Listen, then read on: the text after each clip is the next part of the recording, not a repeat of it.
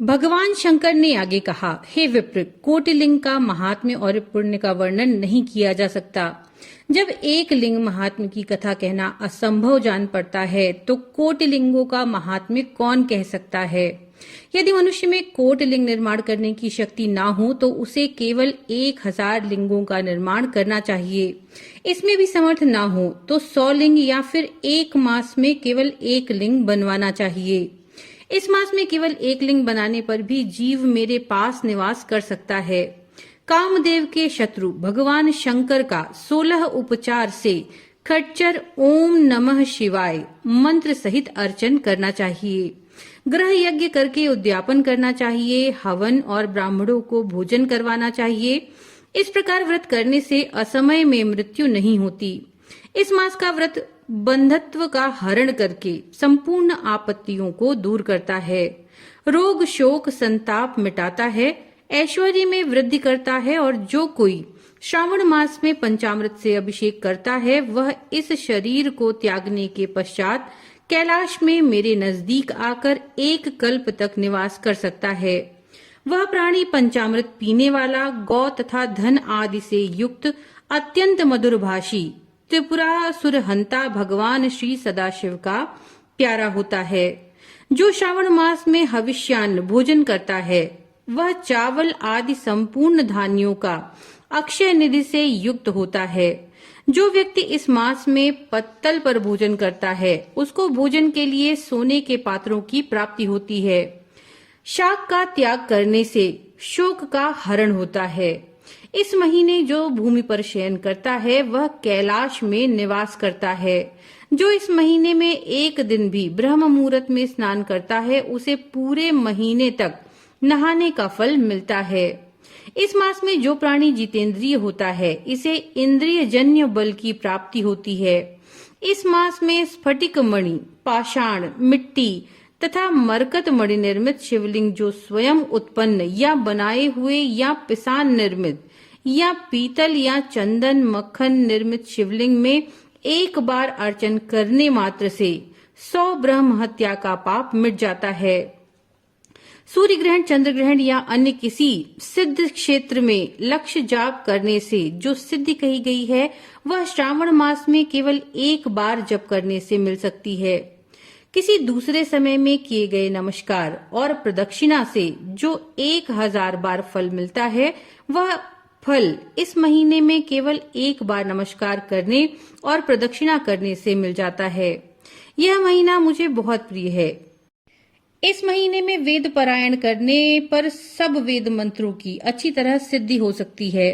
जो इस मास में श्रद्धा से स्वाध्याय करता है अथवा पुरुष सूक्त के आलस्य त्याग कर 100 पाठ करता है उसको ब्रह्म हत्या जैसे अनेक पापों से छुटकारा मिल जाता है। हे सनत कुमार, यह गुरुशैया पर पाप करने का उत्तम प्रायश्चित भी है। इसके तुल्य पाप नाशक, पवित्र, पुण्य फलदायक अन्य कोई साधन नहीं। मनुष्य को चाहिए कि इस महीने में बिना पुरुष सूक्त पाठ के 1 दिन भी ना बिताए। जो कोई इसका ढोंग मात्र कहता है वह अवश्यमेव नरक को जाता है। प्राणी को समिधा, चरु, तिल और घी से ग्रह यज्ञ एवं धूप, गंध, पुष्प, नैवेद्य आदि के द्वारा अर्चन करना चाहिए। भगवान सदाशिव के रूपों का यथोचित ध्यान करके अपने सामर्थ्य अनुसार कोटि होम, लक्ष होम और अयुत हवन करे। तिलों का व्याहृति मंत्रों द्वारा हवन करना चाहिए। ग्रह यज्ञ का नाम इसी को दिया गया है। हे सनत कुमार, अब मैं वार व्रत कहूंगा, ध्यान पूर्वक सुनना। इस संबंध में एक पुरातन इतिहास कहता हूँ। रमणीक प्रतिष्ठानपुर में सुकर्मा नामक एक दरिद्र ब्राह्मण रहता था। भिक्षा पर ही उसका गुजारा होता था। एक दिन वह एक गृहस्थ के घर में भिक्षा के लिए गया। वहां कुछ स्त्रियां आपस में मिलकर रविवार व्रत कर रही थीं। इस ब्राह्मण को देखकर उन स्त्रियों ने पूजन सामग्री को शीघ्रता पूर्वक ढक लिया।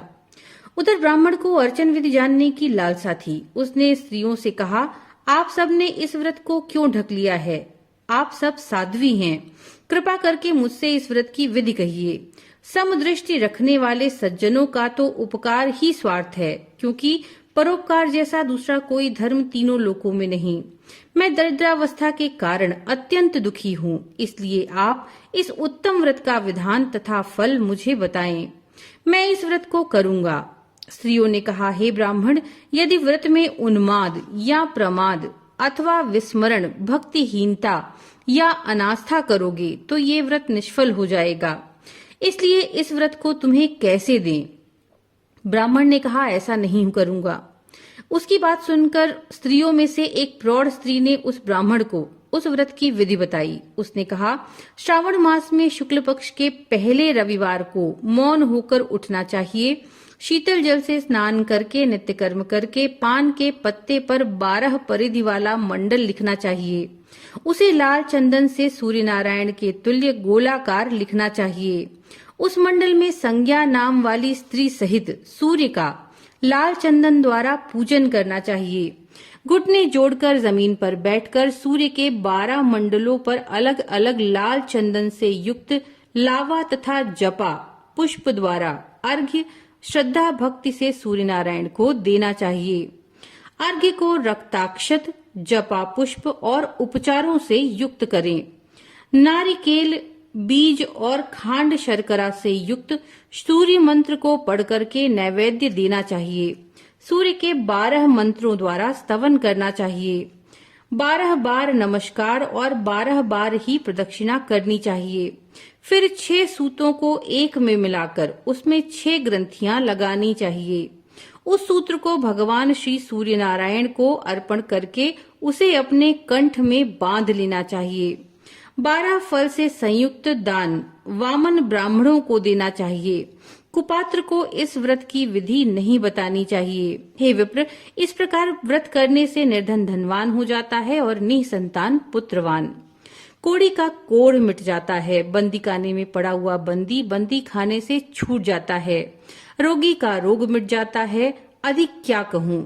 प्राणी जिस जिस वस्तु की इच्छा करता है वह उसको इस व्रत के प्रभाव से प्राप्त हो जाती है।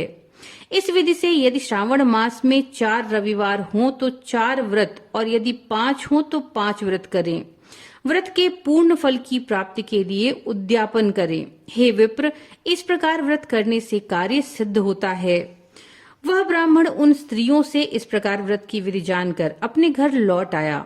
उसने घर आकर अपनी दोनों कन्याओं को भी व्रत की विधि बतलाई। उस व्रत के केवल सुनने से और अर्पण तथा दर्शन मात्र से वे कन्याएं अत्यंत सुंदर हो गईं और उसी दिन से उस ब्राह्मण के यहाँ लक्ष्मी जी निवास करने लगीं।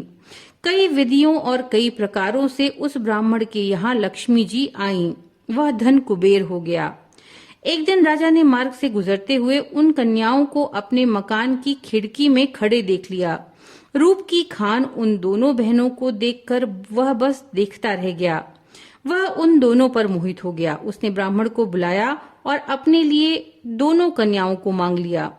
ब्राह्मण ने भी प्रसन्न होकर उन दोनों कन्याओं को राजा को दे दिया। कन्याएं भी राजा जैसा पति प्राप्त करके प्रसन्न हो गईं। फिर उन्होंने इस व्रत को किया तो पुत्र पौत्रादि युक्त हो गईं।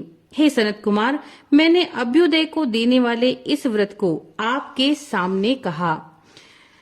हे ब्रह्मापुत्र, जिस व्रत को सुनने से सब इच्छाएं पूर्ण हो जाती हैं, तो इसके अनुष्ठान का फल क्या कहना।